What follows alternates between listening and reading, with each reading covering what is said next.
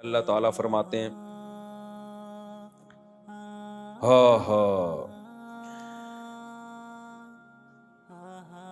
وسیق الذین کفروا الی جہنم زمرا.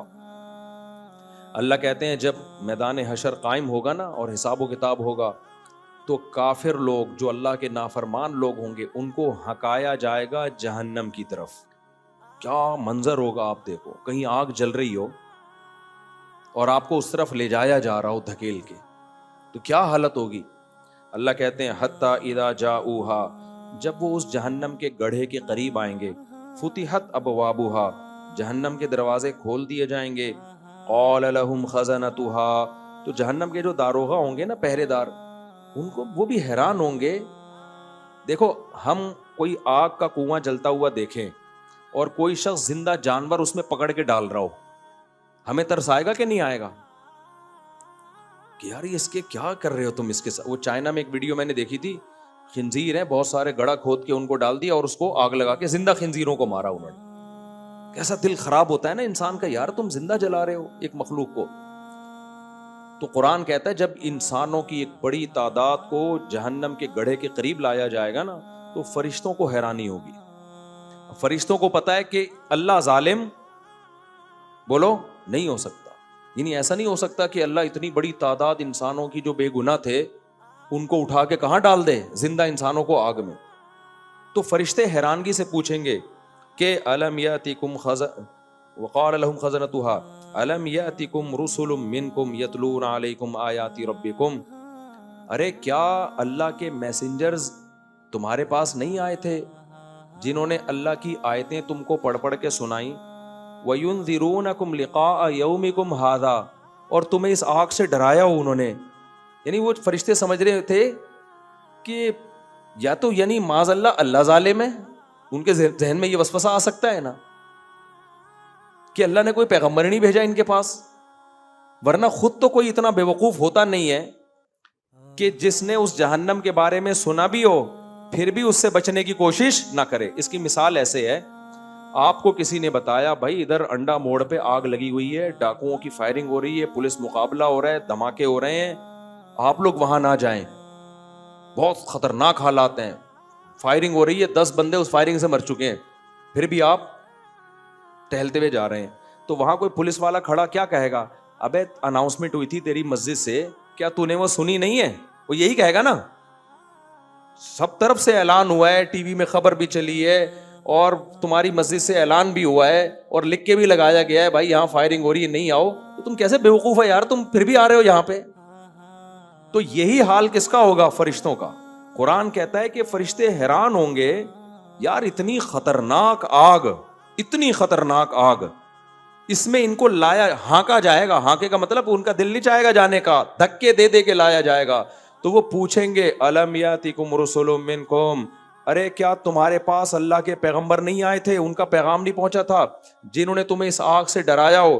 وہ جواب میں کیا کہیں گے, قالوا بلا, ان کو یاد آ جائے گا, ہاں ہاں بھائی ہمارے پاس تو آسمانی جتنی بھی کتابیں ہیں سب کا ایک پیغام تھا مشترک, اتنے اختلافات کے باوجود بھی, کہ اللہ نے نافرمانوں کے لیے جہنم کی آگ تیار کی ہے. دیکھو عیسائی یہودی اور مسلمانوں میں کتنا اختلاف ہے نا, لیکن تورات بھی جہنم کی آگ کا تذکرہ کرتی ہے, انجیل بھی جہنم کی آگ کا تذکرہ کرتی ہے, اور قرآن بھی جہنم کی آگ کا تذکرہ کرتا ہے کہ آخرت میں سزا کیا ملے گی, آگ. تو کہیں گے کیا تمہارے پاس اللہ کے پیغامات نہیں آئے تھے, وہ کہیں گے بلا کیوں نہیں بھائی, ولیکن حقت کلمۃ العذاب علی الکافرین. بالکل وہ اسٹائل ہوگا جیسے میں نے ابھی مثال دی آپ کو کہ فائرنگ ہو رہی ہے, دھماکے ہو رہے ہیں اور لوگ بھی منع کر رہے ہیں بھائی مت جاؤ, اعلان ہو گئے, آپ کو پھر بھی شوق ہے وہاں جا کے دیکھنے کا کہ ہو کیا رہا ہے. اب آپ وہاں گئے, آپ کے گولی لگی, پولیس والے اٹھا رہے ہیں, بے تجھے منع نہیں کیا تھا, تو آپ جواب میں کیا کہو گے, یار منع کیا تھا لیکن کمبختی آئی ہوئی تھی, میری قسمت کیا تھی خراب, میرے مقدر میں گولی لکھی ہوئی تھی, پتہ نہیں میرا دماغ کام نہیں کر. جب سزا ملے گی تو یہی ہوگا نا, آپ کہو گے یار مجھے کتنے لوگوں نے روکا مگر مجھے پتہ نہیں کیا تکلیف تھی. بالکل یہی اسٹائل ہوگا ان کا. کہیں گے ولیکن حقت کلمۃ العذاب علی الکافرین, کہیں گے بھائی بات یہ ہے کہ ہمیں بہت لوگوں نے ڈرایا تھا, بہت سمجھایا تھا, لیکن اللہ کا عذاب ہم پر ثابت ہو گیا. یعنی ایسے موقع پہ انسان کہتے ہیں میری قسمت ہی پھوٹی ہوئی تھی, میرے تو مقدر میں جہنم لکھی ہوئی تھی, یعنی میری عقل نے کام کرنا چھوڑ دیا تھا. تو جب فرشتے ان کے منہ سے یہ سنیں گے نا کہ یہ جرم کا اعتراف کر رہے ہیں, تو فرشتے کہیں گے قیل ادخلوا ابواب جہنم خالدین فیہا, جاؤ پھر تمہارا مقدر یہی آگ ہے. تم خود اعتراف بھی کر رہے ہو کہ تمہارے پاس پیغمبروں کی دعوت آئی جنہوں نے تمہیں آگ سے ڈرایا, اس کے باوجود کہہ رہے ہو کہ ہماری قسمت خراب تھی. اس کا مطلب تم خود مان رہے ہو کہ اللہ کا پیغام ہم تک پہنچا تھا, اب تمہارے ساتھ صحیح ہو رہا ہے. فرشتے بھی ترس نہیں کھائیں گے, کہیں گے دفع ہو جاؤ اس آگ کے اندر. دوسرے مقام پہ قرآن میں آتا ہے کہ جب وہ آگ میں جلیں گے نا تو اللہ سے کہیں گے اے اللہ اخرجنا منہا, سورہ مومنون میں, اے اللہ ایک دفعہ اس آگ سے تو ہمیں نکال دے. فإن عدنا فإنا ظالمون, اگر ہم نے دوبارہ یہ حرکتیں کی تو واقعی ہم ظالم ہوں گے. تو اللہ جواب میں کیا کہیں گے, الم تکن آیاتی تتلا علیکم, کیا میری آیات تم پر تلاوت نہیں کی جاتی تھی دنیا میں؟ کیا دنیا میں کسی نے تمہیں اس آگ سے ڈرایا نہیں تھا؟ وہاں بھی وہ جواب میں یہی کہیں گے, وہ کہیں گے کیوں نہیں ڈرایا تھا؟ ولا ربنا غلبت علینا شقوتنا, اے اللہ ڈرایا تھا, ہماری بدبختی ہم پہ غالب آ گئی.